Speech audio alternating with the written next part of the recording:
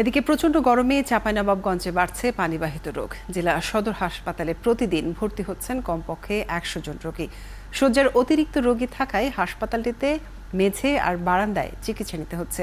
চিকিৎসকরা বলছেন, তাপদাহ চলমান থাকলে বাড়তে পারে পানিবাহিত রোগে আক্রান্তের সংখ্যা। একেএস রোকনের তথ্য ছবিতে প্রতিবেদন। ওয়ার্ডে জায়গা নেই, তাই বাধ্য হয়ে ডায়রিয়া আক্রান্ত রোগীদের চিকিৎসা নিতে হচ্ছে বারান্দা বা করিডোরের মেঝেতে।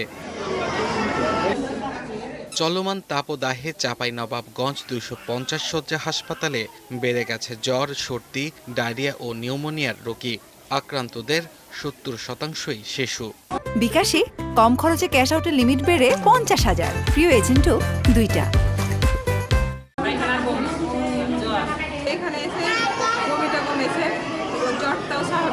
এই হাসপাতালের ডায়রিয়া ওয়ার্ডে শয্যা সংখ্যা মাত্র 10টি, কিন্তু ভর্তি আছেন প্রায় 10 গুণ বেশি রোগী।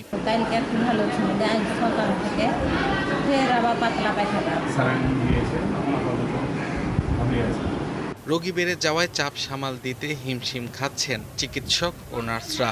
চিকিৎসকরা বলছেন, তাপদাহ চলতে থাকলে অস্বাভাবিক হারে বাড়তে পারে পানিবাহিত রোগীর সংখ্যা। তাপপ্রবাহটার কারণে আমাদের সামান্য কঠিন হয়ে যাচ্ছে যে একে তাপপ্রবাহের কারণে বাচ্চা ডিহাইড্রেশন হচ্ছে, সাথে ডায়রিয়া এবং বমি থাকার কারণে সেটা বাচ্চাগুলো দ্রুত পানি শূন্যতা হয়ে হাসপাতালে ভর্তি হওয়ার প্রবণতা দেখা দিচ্ছে বা প্রয়োজন দেখা দিচ্ছে। ডায়রিয়াজনিত অসুস্থতার কারণে যে প্রয়োজনীয় যে চিকিৎসা সরঞ্জাম, আইভি ফ্লুইড থেকে শুরু করে খাওয়ার স্যালাইন সবগুলো আমাদের এখানে অ্যাভেলেবল আছে এবং আমরা যথাযথভাবে চিকিৎসা দিয়ে যাচ্ছি।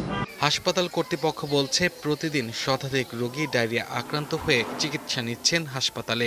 এদের মধ্যে যাদের অবস্থা তুলনামূলক খারাপ তাদের ভর্তি করা হচ্ছে। আব্দুল্লাহ মামুন, ৭১।